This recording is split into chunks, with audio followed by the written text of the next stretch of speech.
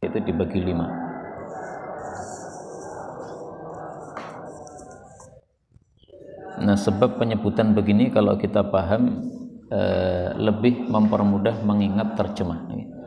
Tidak akan lupa lagi bahwa khamis itu artinya jaish karena tahu sumber atau sebab penyebutannya. Qala fa asabnaha anwatan, kami menguasai Khaybar secara paksa, maksudnya dengan perang.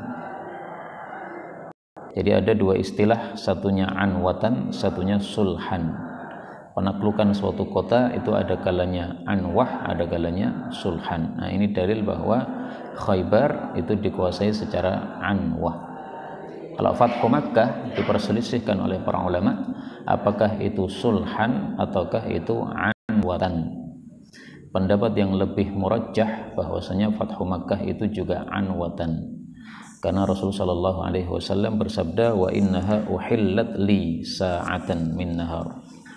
Mekah itu dihalalkan untuk saya padanya 1 saat dari waktu siang, berarti anwatan.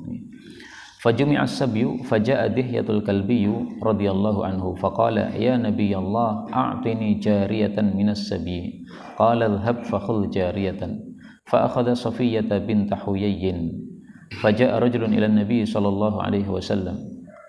Safiyyah ini putranya Huyai bin Akhtab, ini tokoh Yahudi, jadi dia termasuk wanita mulia dengan mereka. Faqala ya Nabi Allah a'taita Dihyata Safiyyata bint Huyayyin sayyidata Quraidah wan Nadir.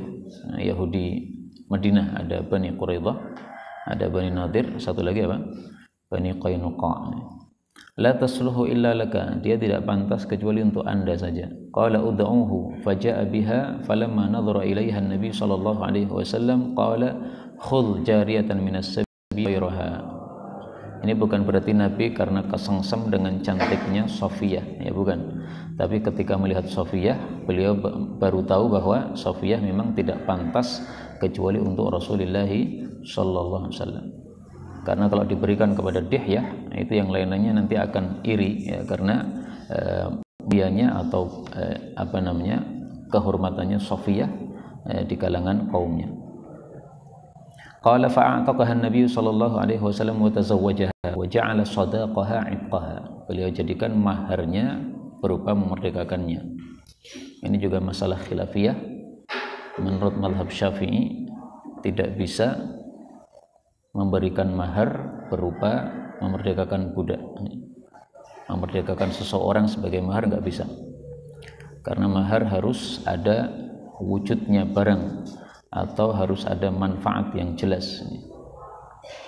Tapi mazhab yang dipakai oleh guru-guru kita bisa itak itu sebagai mahar, sebagaimana hadis ini.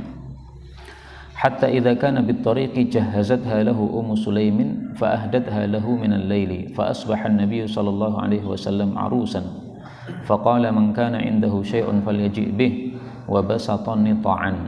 Nita' itu di bawah ada bisatun minal jildi, satu hamparan dari kulit. Kalau sekarang ya maksudnya peri.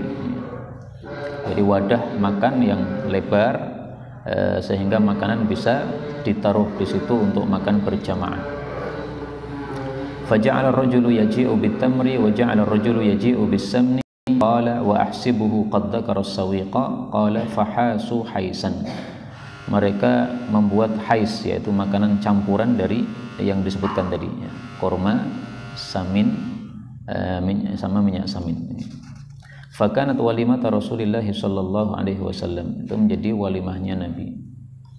Ini menunjukkan bahwa walimah boleh dilakukan pada saat safar, karena ini Rasul sallallahu alaihi wasallam belum pulang dari Khaybar, masih di tengah-tengah perjalanan antara Khaybar dengan Madinah.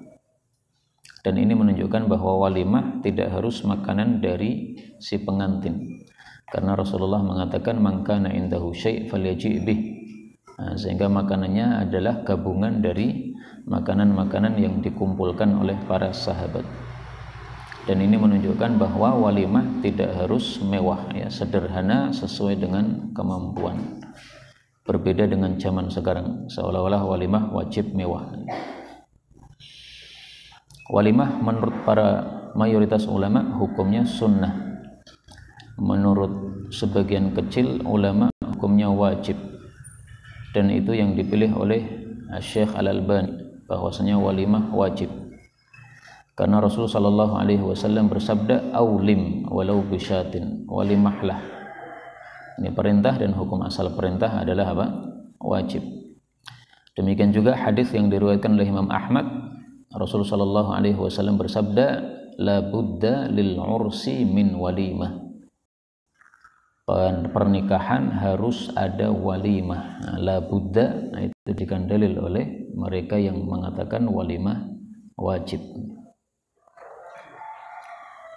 Qala rahimahullah, babun fi kam tusallil mar'atu fi thiyabi. Dalam berapa baju seorang wanita boleh salat. Sebagaimana biasanya Imam Bukhari kalau membuat judul dengan pertanyaan menunjukkan adanya khilaf. Menurut Imam Atha, seorang wanita memakai baju dalam salat harus 3, fi dir'in wa khimarin wa izarin. Khimar itu penutup kepala, izar itu penutup bagian bawah, dir'in itu baju kurung yang menutup semuanya. Maka Imam Bukhari dengan bab ini beliau menolak pendapat Atha tersebut. Beliau berpendapat bahwa satu baju sudah cukup, yang penting menutupi aurat. 244 an Aisyah radhiyallahu anha qalat kana Rasulullah sallallahu alaihi wasallam yusallil fajr fayashhadu ma'ahu nisa'un minal mu'minin mutalaffi'atin fi murutihin. Nah, ini dalilnya.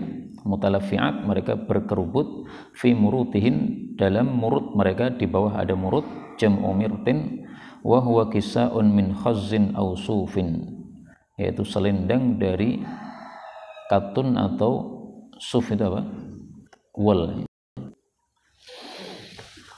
Nah, maka kata-kata mutalaffi'at, berkerubut, ketika disebutkan berkerubut dengan baju berapa, berarti zahirnya adalah apa? Satu baju.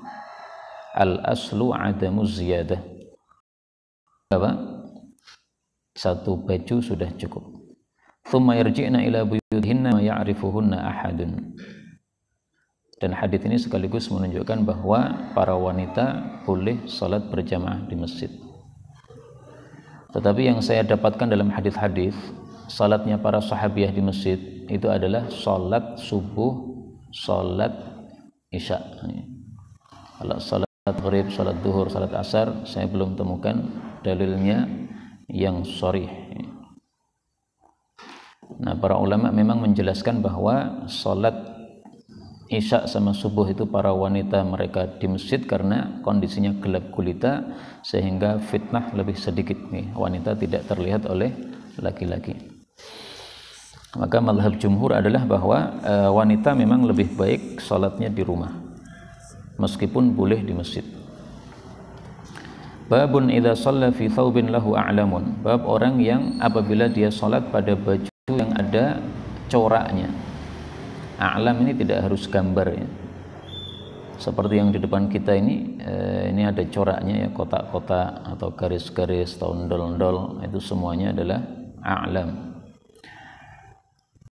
Maksud Imam Bukhari adalah bahwa orang salat pakai baju tidak polos itu sah sebagaimana hadisnya nanti, tetapi tarkuhu aula, meninggalkan hal itu lebih utama. Jadi kalau ditanya hukumnya apa? Hukumnya adalah mubahun khilaful aula. Boleh tetapi menyelisih yang lebih utama. Khilaful aula itu di bawah makruh ya. Makruh derajat di atasnya lagi. Nah, maka perlu dibedakan antara khilaful aula dengan makruh. Karena sebagian orang mengatakan bahwa menggunakan biji tasbih setelah salat itu, zikir itu makruh menurut fatwa Syekh Shalih Fauzan. Nah, yang saya temukan dalam fatwa-fatwa beliau itu bukan makruh tapi khilaful aula, menyelisih yang lebih utama. 245. Wa anha radhiyallahu anha anna an-nabiy sallallahu alaihi wasallam shalla fi khamisatin laha a'lamun fa nadhara ila a'lamiha nadratan falamma ansarafa qala ilhabu bi khamisati hadhihi ila abi jahmin. Pergilah dengan selendang ini kepada Abu Jaham, maksudnya dikembalikan karena dialah yang memberikan hadiah itu kepada Rasulullah sallallahu alaihi wasallam. Wa'tuni bi ambijaniyati Abi Jahmin. Nah, ambijaniyah di bawah ada ya, kisaun ghalidun minas suf. Selendang yang kasar dari wool yang dinisbatkan kepada Mimbaj. Ada satu kota yang terkenal di utaranya Suriah. Nah, beliau minta ambijaniyahnya Abu Jaham ini supaya beliau tidak sakit hati ya, hadiahnya dikembalikan. Nah, maka dia minta gantinya supaya Abu Jaham tidak sakit hati. Fa innaha alhatni anifan an salati. Nah, maka segala sesuatu yang bisa melalaikan dari salat atau mengganggu salat ini sebaiknya tidak dipakai di dalam salat. Karena itu salat lebih bagusnya pakai baju yang polos, bukan baju yang bercorak, meskipun mubah tetapi apa? Khilaful aula. Nah, fadhal. Termasuk juga sajadah. Nah, maka sajadah yang di masjid kita ini saf pertama dan kedua ini bagus. Saf berikutnya ini khilaful aula. Sampai belakang khilaful aula semuanya. Enggak ada masalah asalkan apa? Bisa menjaga kekhusyuan. Babun in shalla fi thawbin musallabin aw tasawwira hal tafsudu salatuhu. Apabila salat pada baju yang bersalib atau ada patung-patungnya, apakah salatnya rusak? Nah, dalil menunjukkan bahwa salatnya tidak rusak alias salatnya sah, tetapi tadi ya khilaful aula. 246. Wa Anas radhiyallahu anhu kana qiramun li Aisyah satarat bihi janib baitiha. Qiram ada di bawah, sitrun raqiqun min sufin du alwan. Tirai yang tipis dari wool yang memiliki warna-warna. Faqala Nabi sallallahu alaihi wasallam amiti, singkirkanlah anna qiramaki hadza fa innahu la tazalu tasawwiruhu ta'ridu li fi salati.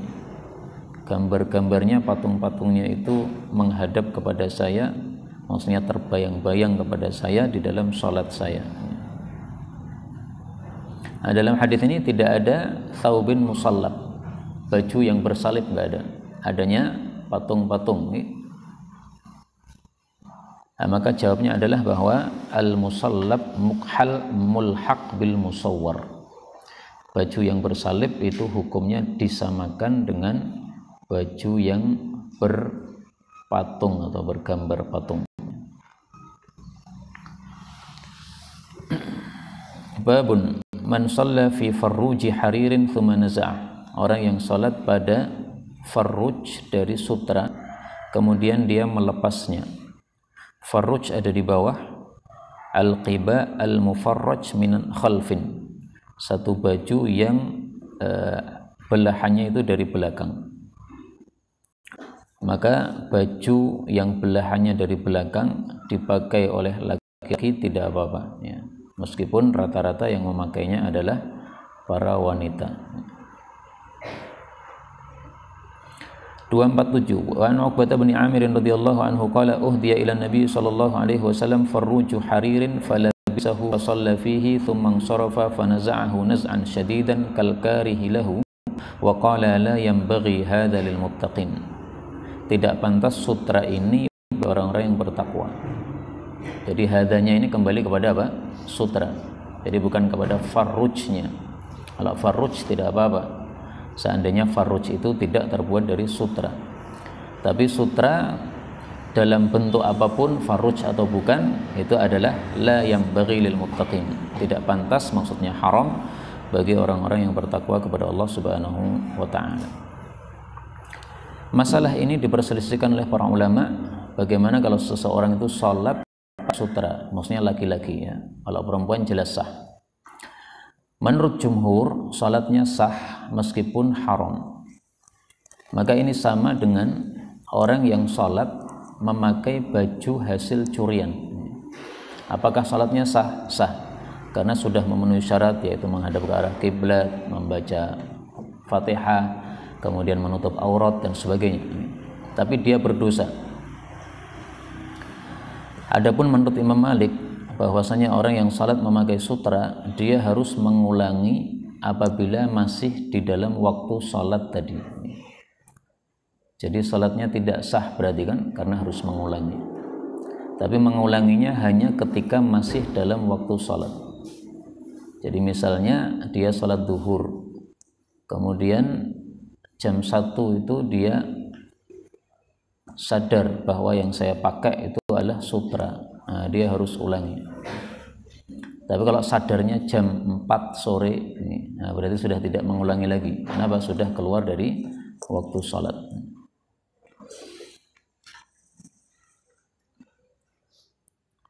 Qala rahimahullah, babus salati fi thawbil ahmar, bab salat pada baju yang merah. Maksud Imam Bukhari adalah boleh memakai baju merah ketika salat sebagaimana hadis ini. Adapun menurut mazhab Hanafi, mereka memakruhkan hal tersebut. Jadi Imam Bukhari Masya Allah ya, bab-babnya itu selalu menunjukkan fikih-fikih, terutama seringkali perselisihan pendapat di antara para ulama. Nah, beliau itu bantah dengan bab-babnya ini untuk menunjukkan bahwa mazhab yang benar yang beliau pilih ini. Karena memang Imam Bukhari itu sebelum menjadi muhaddits itu sudah paham atau fikihnya sudah paham, sehingga begitu menjadi muhaddits yang terkenal, yang kuat ilmunya, maka dengan hadis-hadisnya dia bisa memilih ikhtiarat, memilih fikih-fikih yang berbeda dengan yang sudah dipelajari sebelumnya. 248 wa Nabi Juhayfah radhiyallahu anhu qala ra'aitu Rasulullah sallallahu alaihi wasallam fi qubbatin hamra'a min adamin, berada pada kubah itu adalah kemah yang bundar, ya bundar bentuknya, yang warnanya merah dari kulit.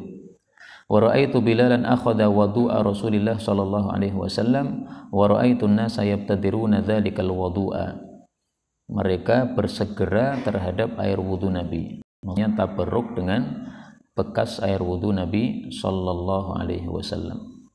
Dan ini hukum khusus bagi Nabi karena buktinya setelah Nabi tidak dilakukan sama sekali.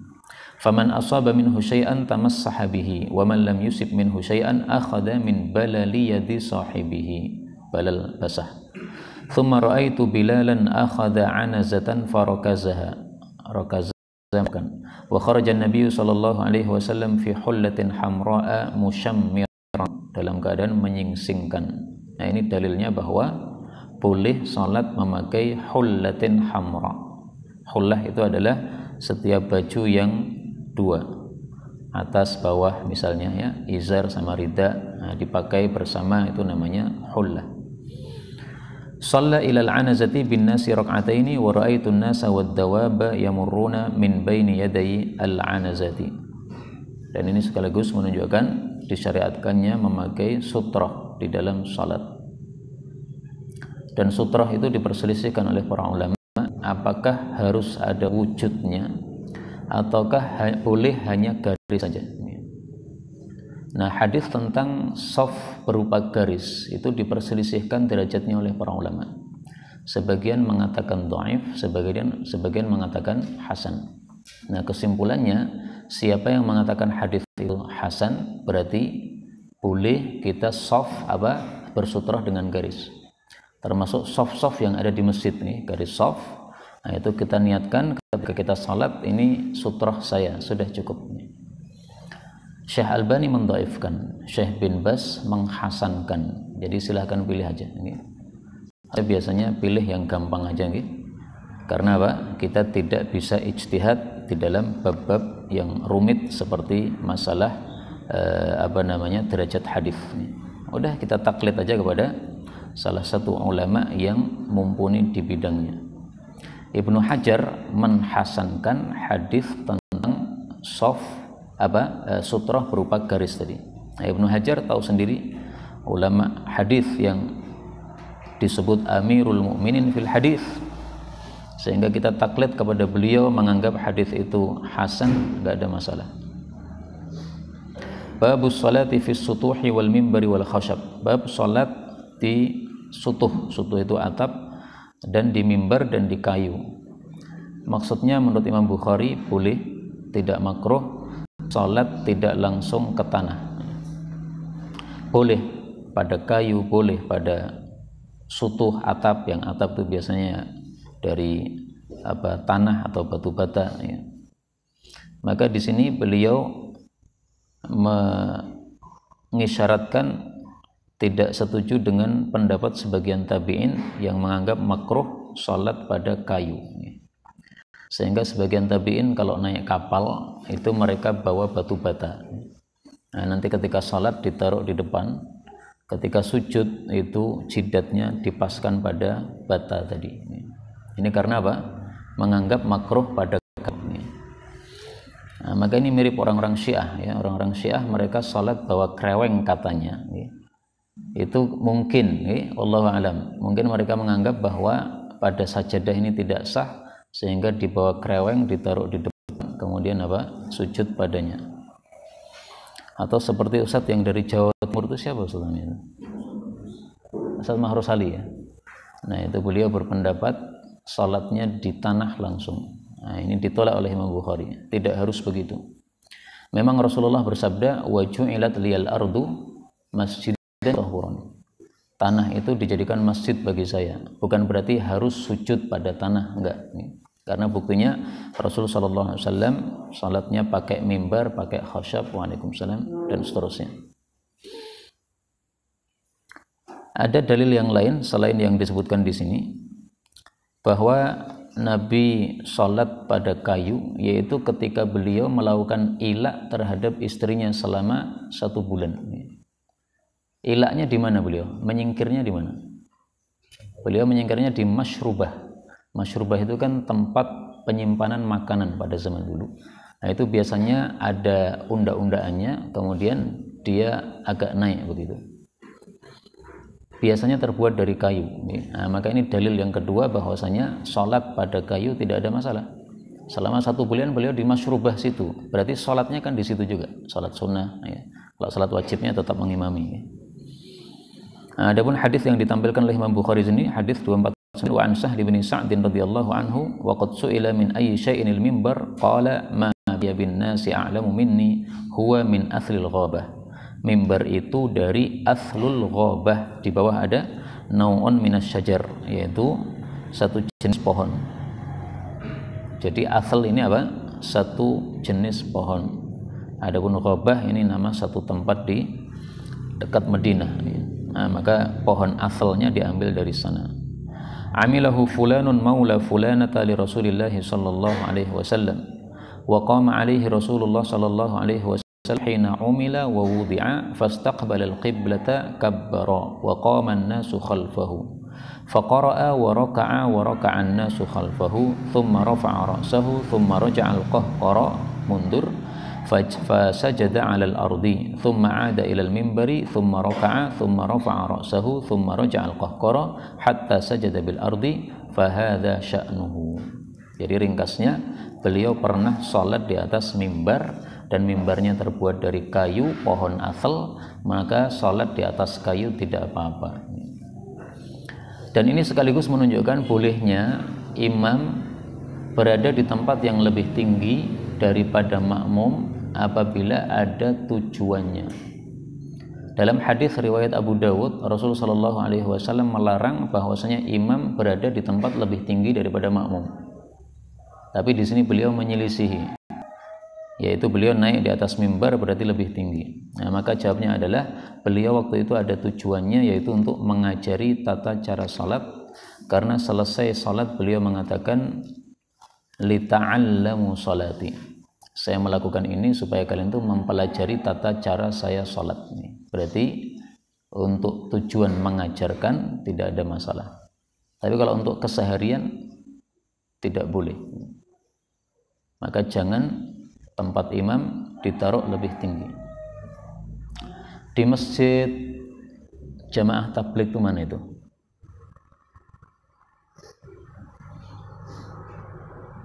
Solo Baru itu mana? Tanjung Anong. Nah, itu kan tempat imam lebih tinggi itu. Nah, itu dulu-dulu imam salatnya di situ. Begitu Syekhuna Ustadz Sufyan Nur berada di sana, beliau kalau berada di sana orang-orang nggak mau ngimami, beliau pasti harus imam. Maka beliau jadi imam, beliau mundur, tidak mau di atas, beliau di bawah. Mulai saat itu sampai hari ini pengimaman selalu di bawah, teleser dengan makmum. Itu yang sesuai sunnah. Jadi imam jangan lebih tinggi daripada makmum kecuali ada tujuannya. Maka di sini pada waktu Nabi melakukan ini ya sekali dalam seumur hidup, bukan berkali-kali. Dan itu tujuannya untuk mengajarkan kepada para sahabat. Dan ini sekaligus merupakan dalil bahwasanya babut ta'lim ausa' min ghairi.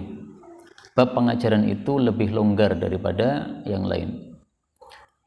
Maka dalam bab-bab pengajaran sesuatu yang tidak boleh bisa jadi boleh. Contohnya misalnya membaca Quran dari belakang tidak boleh. An-Nas, Al-Falaq, Al-Ikhlas naik. Tapi bab pengajaran nggak apa-apa. Anak-anak TPA diajarkan An-Nas, Al-Falaq, Al-Ikhlas karena mereka masih kecil-kecil. Atau tafsir untuk orang-orang umum, dimulai dari An-Nas kemudian Al-Falaq, nggak ada masalah. Orang-orang umum mereka dibacakan Baqarah malah mumet nih. Ditafsirkan surat-surat pendek yang mereka sudah biasa baca, nggak ada masalah. Tapi hukum asalnya baca Quran itu urut dari depan terus ke belakang. Bab sholati 'alal hasir, bab salat di atas tikar. Nah, ini bab yang kedua yang ditulis oleh Imam Bukhari untuk menolak pendapat bahwa salat harus di tanah. 250 wa an Anas bin Malik radhiyallahu anhu anna jaddatahu Mulaikata da'at Rasulullah sallallahu alaihi wasallam li ta'amin sana'athu lahu fa akala minhu thumma qala qumu faliusalli bikum faliusalli lakum qala Anas fa qumtu ila hasirin lana qad iswadda min tuli ma lubisa fa nadhathu bima'in faqama Rasulullah sallallahu alaihi wasallam wa safaftu wal yatima wara'ahu wal ajuzu min wara'ina fa shalla lana Rasulullah sallallahu alaihi wasallam rak'ataini thumma sarafa. Dalam hadis ini sekaligus terkandung beberapa masalah. Yang pertama, kalau kita diundang makan pada suatu tempat, maka hendaklah yang dilakukan pertama kali tujuan dari undangan tadi. Karena di sini Rasulullah diundang oleh Mulaikah untuk makan. Beliau makan dulu baru kemudian salat. Sementara dalam kasus yang lain beliau diundang oleh Itban bin Malik untuk salat di rumah dia. Maka sampai di rumah Itban beliau langsung salat sesuai undangannya, baru kemudian makan-makan. Maka undangannya apa dilakukan dulu, baru kemudian tujuan yang lain. Kemudian yang kedua, hadis ini menunjukkan bolehnya salat sunnah berjamaah. Fala usalli lakum, ini maksudnya salat jamaah. Dalam hal ini ada dua mazhab. Mazhab yang muwassi', yang melonggarkan, mazhab yang mudayyiq, mazhab yang menyempitkan. Yang meluaskan, mazhab Syafi'i, tidak memberikan persyaratan-persyaratan. Intinya salat sunnah berjamaah boleh. Yang memberikan persyaratan, misalnya mazhab Maliki, itu mengatakan ada 3 syarat. Pertama, syaratnya bahwa hal itu tidak dijadikan adat kebiasaan. Ini hanya 1 kali kejadian ini. Syarat yang kedua, tempat bukan tempat yang terbuka, tempat yang tertutup, ini dalam rumah. Maka di masjid itu enggak bisa. Kemudian syarat yang ketiga, pesertanya sedikit, tidak banyak. Karena di sini hanya safaftu wal yatima wara'ahu wal ajuz. Berarti hanya 3 jamaah. Wallahu a'lam, mana yang lebih bagus dari 2 pendapat ini? Kalau saya lebih suka untuk hati-hatian, kita lakukan jarang-jarang saja. Jadi jangan diadatkan, dikebiasaankan. Santri misalnya dikumpulkan waktu duha, salat jamaah, salat duha. Ini tidak bagus seperti ini. Meskipun kalau mazhab Syafi'i tidak apa-apa, ya. Yang penting ada dalilnya, yaitu salat jamaah sunnah. Tapi kalau mazhab Malikiyah enggak. Disempitkan sebagaimana prakteknya Nabi SAW, tidak sering-sering melakukan salat sunnah berjamaah begini. Kemudian fanadhtuhu bima'in, saya perciki dengan air. Ini menunjukkan bahwa benda-benda yang diragukan kenajisannya tidak wajib dicuci, tetapi syariatnya atau sunnahnya diperciki dengan air. Di sini ada kata-kata mintu 5 lubis, sudah lama dipakai. Namanya sesuatu yang sudah lama dipakai, kadang-kadang ada najis masuk padanya, sehingga ini dipahami oleh para ulama ini sesuatu yang masykuk, diragukan apakah najis atau tidak, nah, maka sunnahnya itu diperciki air. Kemudian hadis ini menunjukkan juga bahwa anak kecil itu sudah terhitung safnya, karena anak yatim ini ditaruh di belakang Nabi Sallallahu Alaihi Wasallam. Kalau anak kecil ini safnya tidak terhitung, tidak teranggap, mestinya dia berjejer bersama Nabi Sallallahu Alaihi Wasallam. Maka dia taruh di belakang menunjukkan bahwa safnya sudah terhitung atau mu'tabar. Qala rahimahullah babu salati 'alal firash, bab salat di atas firash. Firash itu apa? Kalau kita bahasa kita mungkin kasur nih. Nah, tapi tepatnya itu hamparan. Karena secara bahasa firash itu adalah ma yubsatu, sesuatu yang dihamparkan. Jadi tidak harus kasur nih.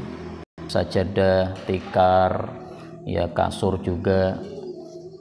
Nah, maka bahasa sehari-hari kita itu kadang-kadang tidak tepat kalau digunakan untuk menerjemahkan hadis Nabi sallallahu alaihi wasallam. 251 an Aisyah Nabi sallallahu alaihi wasallam wa radhiya anha annaha qalat kuntu anamu baina yaday Rasulillah sallallahu alaihi wasallam wa rijlaya fi qiblatihi fa idza sajada ghamazani faqabattu rijlayya fa idza qama basattuhuma qalat wal buyutu yawma idzin laysa fiha masabihu. Jadi Nabi salat malamnya di atas firash beliau, dan di atas firash itu ada Aisyah radhiyallahu anha sedang tidur. Wa anha radhiyallahu anha anna Rasulullah sallallahu alaihi wasallam kana yusalli wa hiya bainahu wa bainal qiblah ala firashi ahli. Nah, ini jelas ya, ala firash berarti salatnya di atas firash. I'tiradul janazah. Jadi seperti kondisi jenazah, Aisyah ini di depan Rasul sallallahu alaihi wasallam. Maka salat dengan firash, dengan hamparan ini enggak ada masalah. Tapi yang zahir wallahu alam, kalau hamparannya itu tebal sekali seperti kasur misalnya, maka ini tidak digunakan untuk salat. Karena kita tidak temukan dalil yang seperti itu. Yang dipakai oleh Nabi adalah kayu, kemudian khumrah, yaitu sajadah kecil yang hanya menutupi wajah, kemudian firash ini. Yang firashnya Nabi kita tahu sendiri bukan kasur yang tebal, tapi apa? Dalam hadis yang sahih riwayat Imam Muslim itu min adamin hashwuhu lifun. Jadi firashnya Nabi itu hanya kulit yang di dalamnya itu ada lif, itu serabut dari pelepah kurma itu. Nah, maka bukan sesuatu yang tebal. Maka kalau itu sesuatu yang tebal, kasur-kasur yang kita pakai itu ya, yang zahir wallahu alam ya, jangan dipakai salat. Saya pernah salat pakai kopiah yang kopiahnya tebal. Disebut orang-orang bulu unta, sebenarnya bukan. Nah, ketika menutupi jidat begini, waktu saya mudzakkir ditegur saya, kamu salat pakai bantal, jadi harus dibuka. Jadi maksud beliau, kalau itu tebal maka jangan digunakan untuk penghalang antara salat kita dengan tanah. Allahu a'lam bishawab. Kemudian dari sini kita ambil pelajaran juga bahwa rumah Nabi SAW sangat kecil, sehingga ketika beliau salat itu cukup untuk salat dengan longgar, harus tertutup oleh kakinya Aisyah radhiyallahu anha. Makanya ketika rumah Nabi dibongkar oleh khalifah, itu Sayyidina Sa'id bin Musayyab itu menangis. Dia mengatakan alangkah bagusnya rumah Nabi ini dibiarkan sebagai contoh orang-orang belakangan. Nah, maka seandainya rumah Nabi sekarang ini masih ada, mungkin rumah-rumah kita nggak akan besar-besar. Malu sama Rasulullah sallallahu alaihi wasallam. Beliau yang sangat sederhana, rumahnya kecil, sehingga itulah sebagai contoh qudwah. Laqad kana lakum fi Rasulillahi iswatun hasanatun. Kemudian di sini Aisyah mengatakan wal buyut yauma idzin laisa fiha masabih, rumah-rumah belum ada lampunya. Ini maksud Aisyah adalah i'tidhar, menyampaikan uzur. Kenapa saya mengganggu Nabi? Kaki saya selonjorkan, begitu Nabi sujud baru dijawil oleh Nabi, baru saya tarik. Nah, karena waktu itu gelap gulita. Seandainya tidak gelap gulita, pasti Aisyah sudah tarik kakinya sebelum dijawil Nabi. Nah, kenapa dia menunggu dijawil Nabi? Karena dia nggak tahu, nggak lihat kapan Nabi sujud, kapan tidak. Dan dari sini juga kita ambil pelajaran bahwa Nabi SAW sholat malam sementara Aisyah tidur. Sementara apa? Aisyah tidur.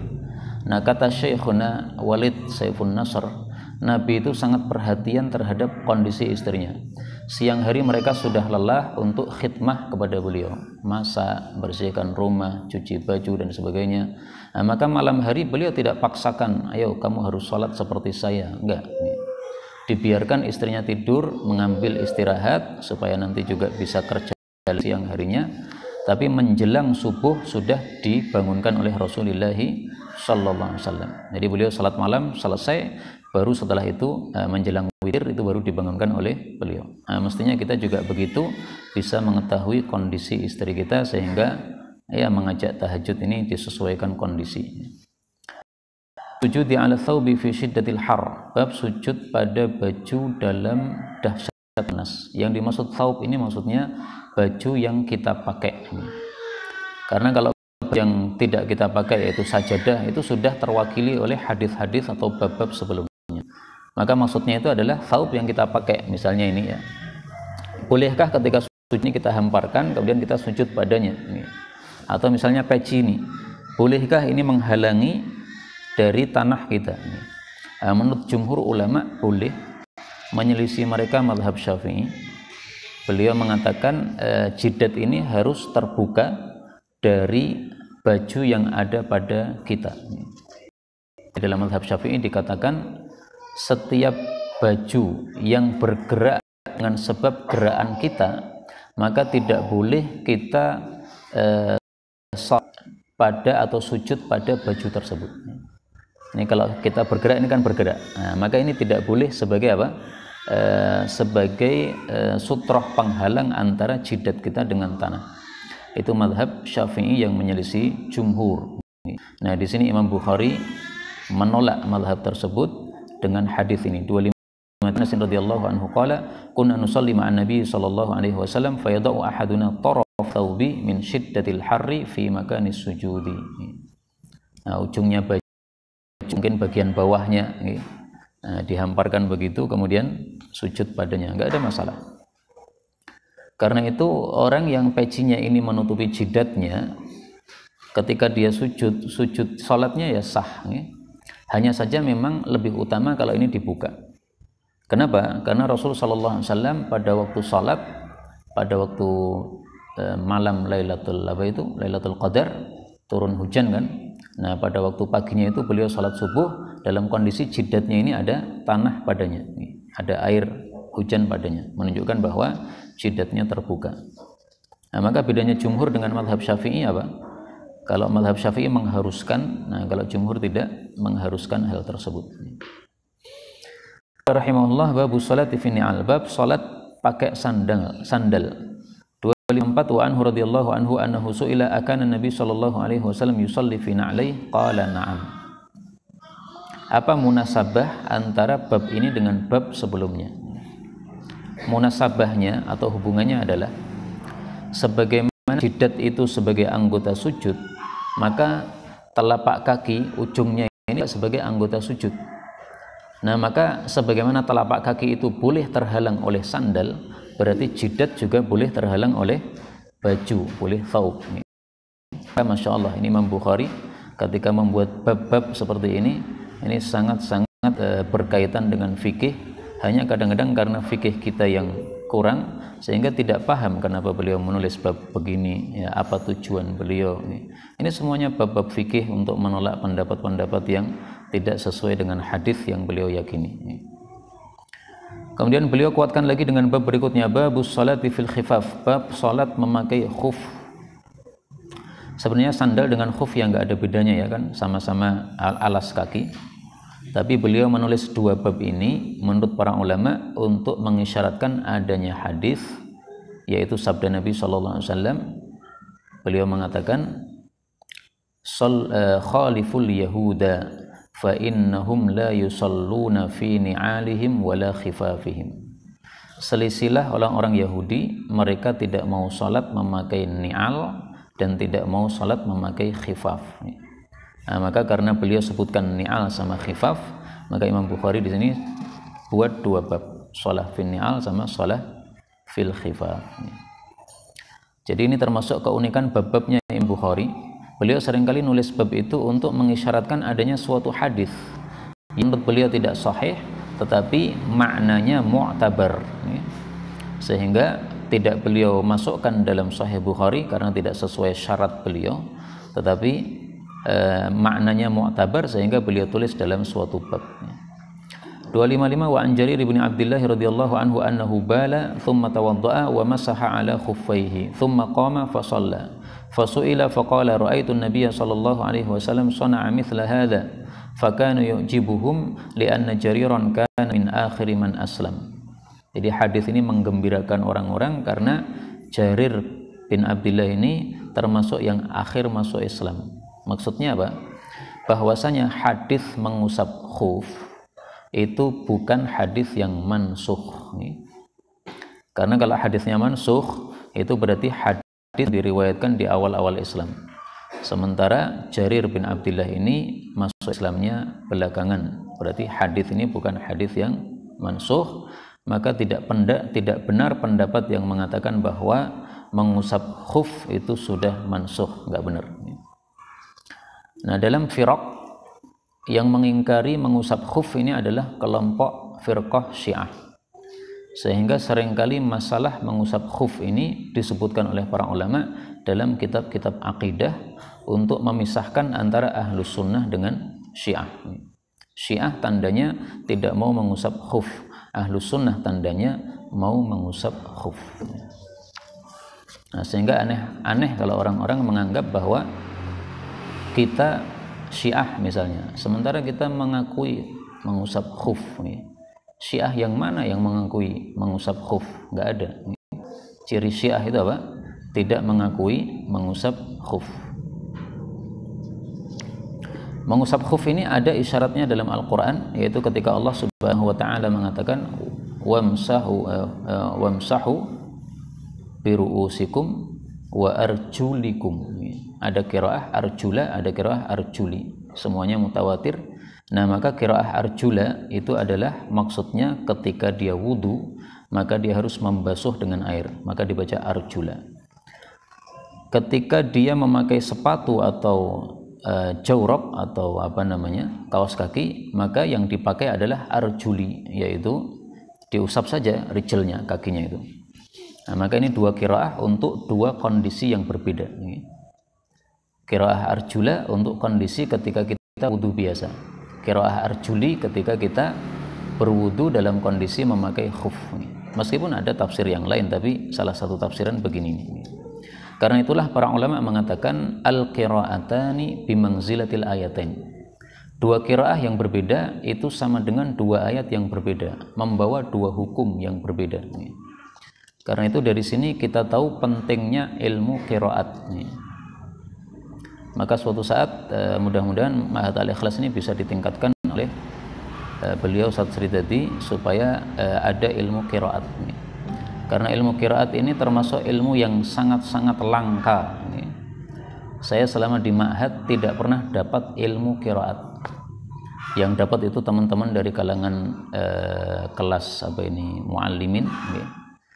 Dan itu pun hanya qiraat Warsh, dan itu pun tidak diberikan usul-usulnya.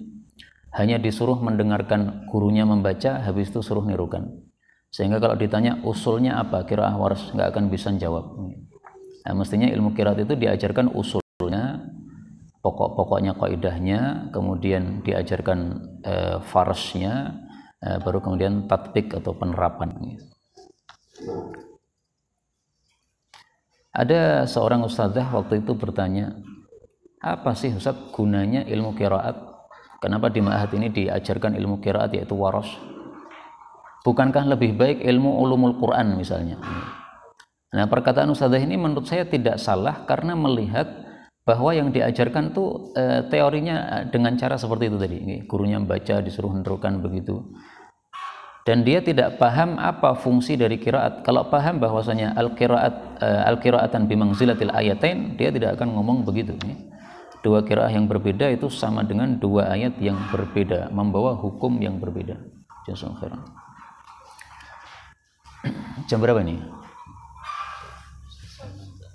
Oh nggih, sudah jam 6 berarti. Taib. Al-qira'atani bi manzilatil ayataini.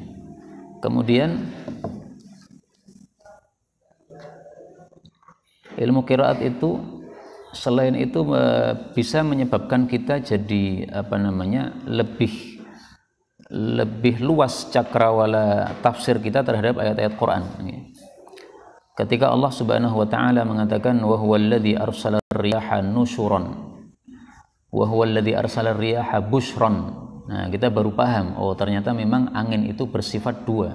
Ada bersifat busyran, kabar gembira, biasanya setelah angin ada hujan. Dan angin itu juga bersifat nusyuran, disebar oleh Allah. Ada angin yang mengarah ke arah utara, ada yang ke arah selatan, ke arah timur, ke arah barat. Meskipun seringnya ke utara, tapi angin itu ke semua arah ada dengan dalil tadi nusyuran. Wallahu a'lam bishawab. Maka ada seorang ulama ketika disodori tafsir yang ditulis oleh muridnya, Syekh ini tolong baca tafsirul Quran saya tulis. Beliau sambil tersenyum mengatakan, hadza laisa tafsirul Quran. Nah, kaget muridnya, kok bukan tafsir gimana? Beliau mengatakan, hadza tafsir riwayat Hafs. Kamu itu menafsirkan Quran berdasarkan riwayat Hafs tok. Berarti ini bukan tafsirul Quran. Quran kan semua riwayat itu ada 20 riwayat. Ini hanya kamu tafsir Hafs saja. Nah, rata-rata majelis tafsir kita itu juga bukan majelis tafsir Quran, tapi majelis tafsir riwayat Hafs. Baik. Babu salati 'alal firash. Kok firash lagi? Mana tadi? Babu fadli, babun yubdi, bab menampakkan dhubaihi, kedua apa ini? Namanya apa sini? Lengan atas nih. Menampakkan kedua lengan atasnya, wa yujafi, dan menjauhkan, yaitu merenggangkan kedua lengan atas tadi, fi sujudi, ketika sujud. 256 wa an Abdullah bin Malik bin Buhainah radhiyallahu anhu anna Nabiy sallallahu alaihi wasallam kana idza shalla farraja baina yadayhi hatta yabdu bayadu ibtayhi. Kalau salat beliau renggangkan kedua tangannya sampai tampak putih ketiaknya. Ini maksudnya ketika sujud. Wallahu alam, bisa jadi maksud Imam Bukhari adalah menolak mazhab fikih yang mengatakan laki dengan perempuan dibedakan dalam hal ini. Kalau laki-laki sujudnya begini, kalau perempuan sujudnya menutup begini. Nah, ini kalau jumhur fuqaha mengatakan begitu. Kenapa? Karena perempuan itu kondisinya tidak sama dengan laki-laki. Perempuan itu disuruh untuk menutup auratnya. Nah, kondisi begini ini lebih menutup terhadap auratnya. Tapi memang hadis yang mengatakan bahwa watadummul mar'atu baina yadayha atau kama qala, seorang wanita itu mengumpulkan tangannya ketika sujud, itu hadis yang dhaif. Sehingga oleh Imam Bukhari tidak dimasukkan dalam kitab beliau. Lah kalau dhaif, kenapa mazhab fikih memakainya? Pertama, bahwasanya kedhaifannya itu tidak disepakati. Ibnu Hibban meriwayatkan hadis tersebut dalam kitab sahihnya. Berarti apa? Hadisnya sahih menurut Ibnu Hibban. Yang kedua, mazhab fikih itu tidak selalu menolak hadis yang dhaif. Hadis dhaif tapi dikuatkan oleh makna kaidah syar'i yang mereka terima juga. Nah, tapi kalau yang kita dapatkan dari guru-guru kami adalah bahwa laki perempuan sujudnya sama, dibuka begini. Ummahat, ustadzat sujudnya sama dengan laki-laki. Dan itu yang dipilih oleh Imam Syekh Albani dalam kitabnya Sifat Salatin Nabi sallallahu alaihi wasallam, dan beliau di situ menampilkan satu athar dari Ummu Darda, bahwasanya Ummu Darda kanat tajlisu jilsatar rajul. Dia kalau salat duduknya seperti duduk para laki-laki. Wa kanat faqihah, dan adalah dia seorang ahli fikih. Babu fadli istiqbalil qiblah, bab fadilah menghadap ke arah kiblat. 257 wa an Anas bin Malik radhiyallahu anhu qala qala Rasulullah sallallahu alaihi wasallam man shalla salatana wastaqbala qiblatana wa akala dhabihatana fadzalikal muslimul ladzi lahu dhimmatullah wa dhimmatu rasulih fala tughfirullah fi dhimmatihi. Jangan merusak terhadap Allah. Di bawah ada ya, la taghdiru wa la takhunul ahda wal mitsaq. Jangan mengghadr, yaitu merusak janji atau mengkhianati. Jadi fadilah menghadap kiblat apa? Fadilahnya adalah pemisah antara muslim dengan non muslim. Karena di sini Nabi mengatakan fadzalikal muslim. Maka maksud Imam Bukhari di sini adalah bahwa orang yang salat itu hendaklah menghadapkan ke arah kiblat semua yang bisa dihadapkan ke arah kiblat. Ketika sujud, Nabi kan tidak merenggangkan jari tangan ya, tapi apa? Merapatkan. Kenapa dirapatkan? Supaya semuanya menghadap ke arah kiblat. Karena kalau renggang begini berarti tidak semuanya menghadap ke arah kiblat. Ketika sujud beliau menekuk jari kakinya ini. Nah, ini menunjukkan supaya menghadap ke arah kiblat. Nah, maka kata-kata istaqbala qiblatana ini umum, yaitu semua anggota tubuh kita yang bisa kita hadapkan ke arah kiblat hendaklah dihadapkan ke arah kiblat. Karena itu salah orang yang salatnya kakinya miring sekali. Mestinya kakinya itu lurus, atau kalau miring sedikit di mana kaki itu masih disebut menghadap kiblat. Sebagian orang kan salatnya sangat miring begini. Nah, ini tidak menghadap kiblat, ini menghadap ke arah lain. Nah, maka ini bukan termasuk yang melaksanakan hadis ini wastaqbala qiblatana. Ini sudah jam 6 lebih 7 nih. Kita cukupkan. Wallahu a'lam bishawab. Walhamdulillahirabbil alamin. Biasanya dapat 6 halaman. Ini baru dapat 4 kurang. Monggo. Nah, sekarang kayaknya sudah enggak ya? Ya. Iya nih barangnya. Tapi kayunya yang di bawah itu sudah diambil. Nah, sholat menghadap kiblat itu kita yang ada di sini kesulitan. Menghadap kiblat secara kalau kita menghadapkan ke arah barat itu. Nah, itu sebenarnya kita hadapkan ke arah kiblat. Nah, wajibkah orang yang jauh dari Ka'bah untuk sholatnya betul-betul menghadap kepada tubuhnya Ka'bah? Mayoritas ulama berpendapat tidak wajib. Yang wajib hanya menghadap ke arahnya Ka'bah. Arah itu ada 4, selatan, utara, timur, barat. Nah, berarti kita orang Indonesia sholatnya menghadap ke arah barat. Nah, itu adalah arah kiblat. Sebagian kecil ulama berpendapat bahwa sholat itu wajib menghadap ke tubuhnya Ka'bah. Ini pendapat yang tidak masuk akal. Tidak masuk akalnya, Ka'bah itu kan luasnya terbatas nih. Kalau ada masjid yang sangat luas, ketika mereka menghadap ke arah Ka'bah, ini nanti yang menghadap ke badannya Ka'bah itu pasti hanya sebagian shaf saja. Shaf yang paling ujung sana sama sini tidak akan mengenai Ka'bah. Nah, maka dari sini kita tahu bahwa pendapat itu tidak masuk akal. Karena itu ikutilah pendapat mayoritas saja bahwasanya tidak wajib menghadap badan Ka'bah, tapi wajibnya menghadap arah Ka'bah. Dan itu ada satu tafsir yang sangat bagus pada surat Al-Baqarah ketika Allah menyebutkan wa min haitsu kharajta fawalli wajhaka syatral masjidil haram wa innahu lal haqqu min rabbik wa mallahu bighafilin amma ya'malun. Wa min haitsu kharajta fawalli wajhaka syatral masjidil haram wa haitsu ma kuntum fawallu wujuhakum syatra. Diulang 3 kali. Pertanyaannya, kenapa Allah ulang 3 kali? Nah, sebagian ulama menjawab, diulang 3 kali karena kondisi manusia terhadap Ka'bah ada 3 kondisi. Kondisi pertama, ketika Anda berada di Masjidil Haram, maka ini kondisi di mana Anda wajib menghadap badan Ka'bah. Tidak boleh selain itu. Sehingga salat di Masjidil Haram kan melingkar supaya menghadap ke arah Ka'bah. Kondisi kedua, ketika Anda keluar dari Masjidil Haram tapi masih di area tanah Mekah, maka di sini Anda tidak wajib menghadap ke badannya Ka'bah, tapi hanya wajib menghadap ke arahnya masjid. Sehingga tidak kena Ka'bahnya nggak apa-apa. Yang penting apa? Menghadapnya ke masjidnya.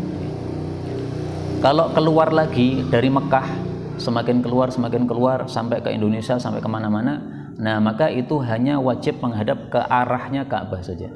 Berarti barat atau selatan atau utara atau timur. Dan dalam Sahih Bukhari beliau sangat bagus menulis babu qiblati ahlil madinati wasyami wal masyriqi. Beliau sebutkan 2. ahlil Madinah wa Syam. Ini adalah utaranya Ka'bah. Ini Ka'bah, ke utara ada Madinah, ke utara lagi ada Syam. Beliau mengatakan wal masyriq, dan akhirnya orang yang arah timur, maksudnya yang timurnya Ka'bah. Maka maksud beliau adalah bahwa semua orang itu hendaklah salatnya menghadap ke arahnya Ka'bah. Yang dari timur menghadap ke arah barat, yang dari barat menghadap ke arah timur, yang dari selatan menghadap ke arah utara. Beliau sebutkan dua karena dua ini sudah mewakili arah yang lain. Madinah sama Syam, ini utaranya Ka'bah mewakili arah selatan, yaitu yang sebaliknya. Beliau sebutkan masyriq, timur, itu mewakili arah barat, yaitu yang sebaliknya. Karena itu tidak harus kita itu miring-miringkan shaf, yang mengharuskan itu hanya sebagian kecil ulama menyelisih jumhur ulama. Selain itu juga menyelisih kaidah bahwasanya idza dhaqal amru tasa'. Selain itu juga menyelisih hadis Nabi SAW yang mengatakan ma bainal masyriqi wal maghribi qiblatun. Beliau meluaskan ma bainal masyriq wal maghrib, tidak harus kepadanya Ka'bah. Dan beliau mengatakan halakal mutanatti'un. Saya meyakini mereka termasuk mutanatti'in, ya, berlebih-lebihan dalam hal agama, wallahu a'lam. Nah, sholat di atas, di bawahnya ada najis tapi jauh. Contohnya misalnya di bawahnya ada septic, apa yang lebih dekat lagi najisnya, lantai ada ompol, kemudian kita taruh tebal, ya kita juga tidak mungkin kena. Mazhab Syafi'i nggak apa-apa. Sehingga mereka mengatakan bahwa seandainya kita berada di kebun, ya kok kebun, kandang kambing. Kandang kambing kan ada tai-tainya, ya. Maka tai-tai kambing itu dalam mazhab Syafi'i kan najis. Tapi kalau kita salat di situ pakai alas nggak ada masalah. Wallahu a'lam, ini yang saya paham dari mazhab Syafi'i. Insya Allah tidak ada masalah, karena kalau kita lihat penjelasan para ulama, tempat yang harus suci dari najis itu adalah tempat yang ketika kita salat anggota tubuh kita itu nempel padanya. Tangan kita nempel. Nah, ini berarti tempat salat yang harus suci. Maka seandainya antara tangan dengan wajah ada area kosong kan ini ada najis di situ, ompol di situ. Ompolnya jelas di situ ada. Salat di situ nggak apa-apa. Karena tempat ompol tadi tidak kena badan kita, tapi tengah-tengah antara wajah dengan tangan kita. Ada lagi?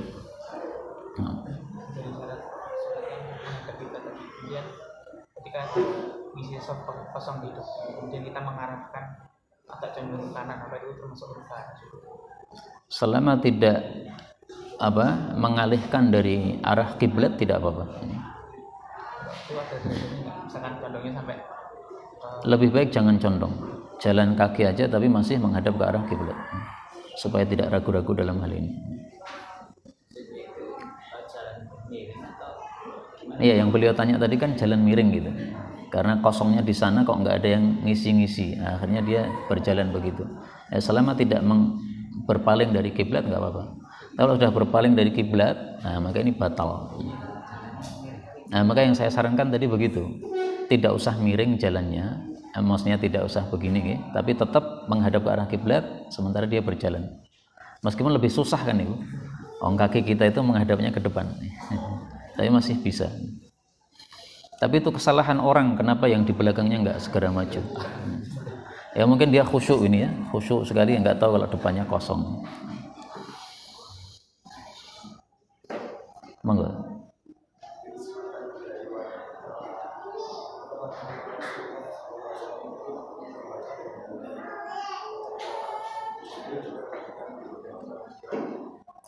Beliau mengizinkan, akri ummataka ala sab'ati ahruf. Nah, berarti mengizinkan.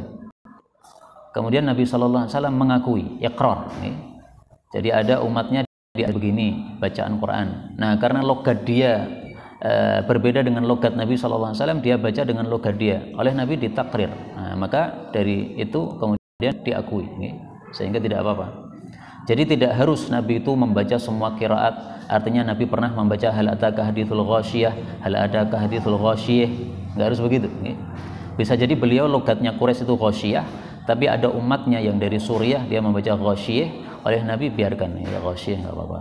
Nah, maka ini termasuk ilmu qiraat yang diajarkan Nabi itu, maksudnya beliau mengakuinya. Tapi memang ada perselisihan pendapat nih.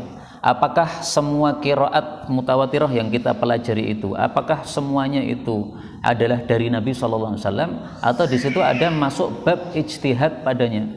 Ada dua pendapat. Ada pendapat yang mengatakan semuanya dari Nabi sallallahu alaihi wasallam. Artinya semuanya pernah diakui Nabi sallallahu alaihi wasallam. Ada juga yang berpendapat untuk ada itu ada yang masuk bab ijtihad padanya, tidak dari Nabi sallallahu alaihi wasallam. Contoh misalnya saktah. Abu Ja'far itu suka saktah. Alif saktah, lam saktah lagi, mim. Nah, saktahnya udah 3 kali dulu. Nah, ini kan termasuk ada di dalam qiraah. Apakah ini dari Nabi atau ini masuk bab ijtihad? Ada khilaf di antara para ulama dalam hal itu. As-samawati wal arda wal saktah a. Kenapa sebelum hamzah saktah? Supaya hamzahnya jelas. Nah, dia pakai saktah sebelum hamzahnya supaya hamzahnya jelas. Ini termasuk ada. Ini apakah dia dari Nabi atau murni ijtihad dia? Itu ada dua pendapat. Pendapat yang masyhur itu dari Nabi, maksudnya beliau mengakuinya juga. Tapi ada yang mengatakan itu bukan dari Nabi sallallahu alaihi wasallam. Tapi sudah disepakati oleh para ulama, tidak ada masalah ya. Ijma'u ummati hujjah. Subhanakallahumma rabbana bihamdika asyhadu an la ilaha illa anta astaghfiruka wa atubu ilaik. Walhamdulillahirabbil alamin.